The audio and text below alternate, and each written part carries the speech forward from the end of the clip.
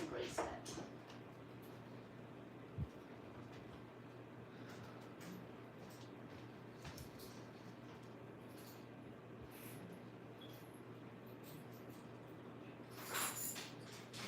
Don't forget to grab the water for me if you don't mind. There should be one in the fridge.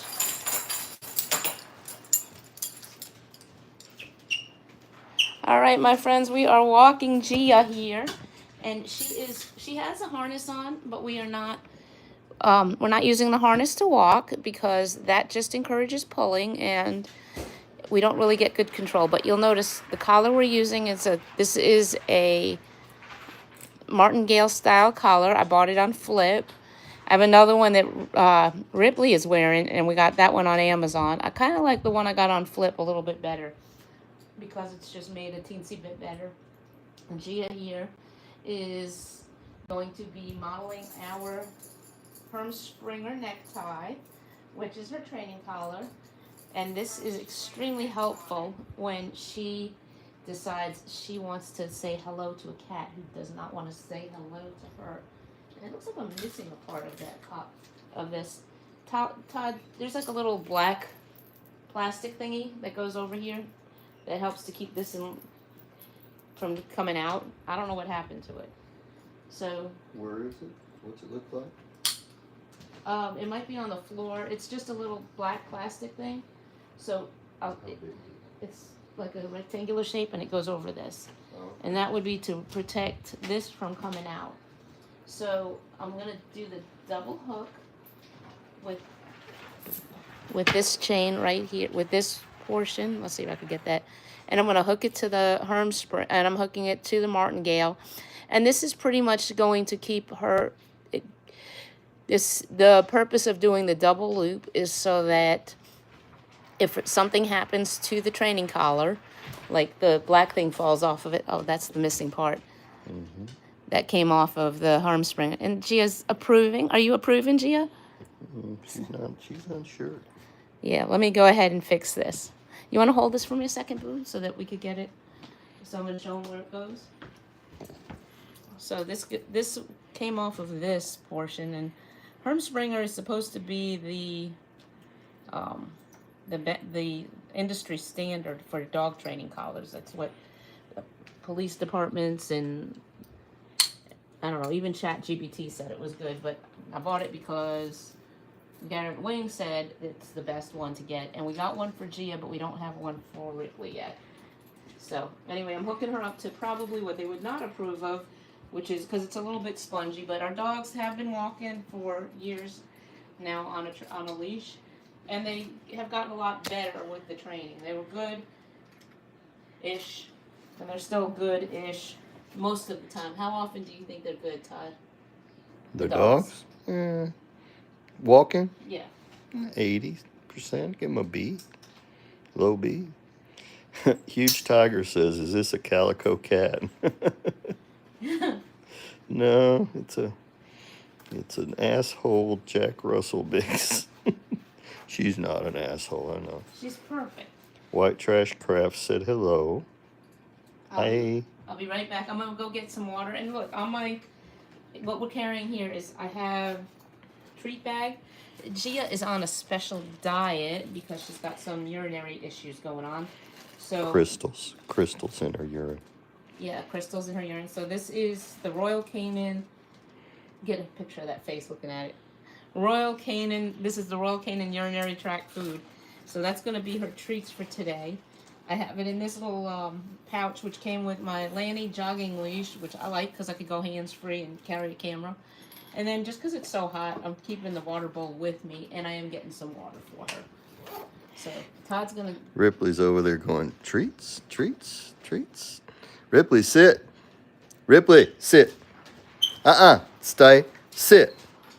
That's it. She wants to make sure she gets close enough to where she can catch the treat.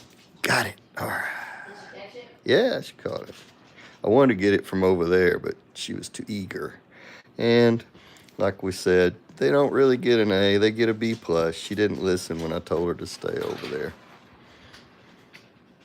Hi, Riley Pruitt.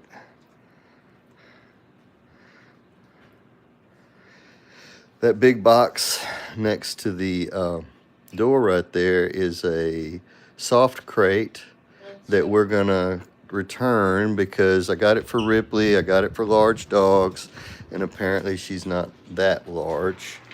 But it may. I'm not sure we're gonna return it yet because then we got the next size down for Gia, and this is a 3 foot long, 21 inches high, I think, and square. And really, Ripley's a little too tall for it. I want her to be able to stand up and hold her head in a normal fashion. So we may still keep this tall one. This is how long it is. It's right at 42 inches, and That's and what uh, he said. and and it's a little bit taller, and so she can stand up and have her head up. Gia can pretty much stand up in that, and then she's used to being in a smaller crate. So Ripley, ever since Hurricane Ida, I've not put Ripley in a crate. She used to sleep in one every night, but now she's got her own bedroom and bed, couch that's hers, and she lets me use it as an office. So I don't crate her very often, but I want to get her used to it so we can travel with them and be in hotels. Because a lot of hotels require that you have them in a crate when you're not in the room. But even if not in a hotel, if you're even in a regular room or whatever, the point is when we feed them, I always feed my dogs separately just because most of the, like they both, I don't know, I've always fed them separately. And on the one or two occasions when I have not fed them separately, they could become food aggressive. And if one sees, oh, hold on, I had that hooked up to the wrong thing. Keep talking. I'll fix So if one of them gets, don't put it on that one, put it on the solid one, Okay. right there. Bossy. I know. Thank you, sweetie, though. Okay, so I had the leash hooked up to something that wasn't meant to be hooked up to. I had it hooked up to my to my jeans. Right out there. You gonna get your sunglasses or cap? Cap. All right, which cap are you gonna get? Anyway, the point is you feed the dogs separately because sometimes even if there's plenty of food for all of them, thank you for your loves, thank you for your support, everybody. Even if they get fed plenty of food, they could become food aggressive or dominant. And, you train them not to be, but it's just so much safer to just feed them in a separate location. So when I'm on vacation and if we only have one hotel room, it's a good idea to be able to feed them separately. So here we go. And of course, here we are in Louisiana. It is July 20th, which means, oh, Todd's giving me a flower. Thank you, sweetheart. Which means it is hurricane season. There's that too, but also it is hurricane season, and we know for a fact that I am getting wrapped up in this dog. You want to hold this for a second? I just got to switch my leash around. Got all tangled. Yeah, this isn't how. I usually like the dog on my left side and my treats on my right side. Riley Pruitt is 8 years old and new to the chat, and she loves dogs. Well, we're glad to see you, Riley. This How is many fun. dogs does Riley have? Do you have dogs, Riley?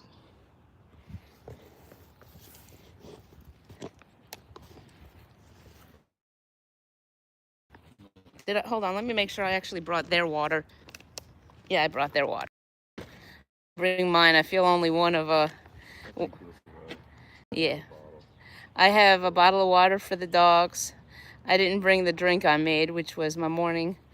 It's not coffee. It's like a cold mixture of vitamins and things. We're not going to go on too long a walk because it was looked at the temperature. It said it was 83, but feels like 93. Yeah, when your humidity level is higher than the temperature and the temperature is in the 80s, you know that you're going to have frizzy hair day. Humidity was not 89 today. We may as well just be underwater. Well, air conditioning is a necessity down here. I don't know how people did the South and with that before AC was invented. Gia, come on. We didn't have AC when I was a kid with a big evaporative cooler. Those just don't work as well down here. That grip really well because it evaporates here. Already 80-something% humidity. I should have given you the microphone. I don't think people can hear from where way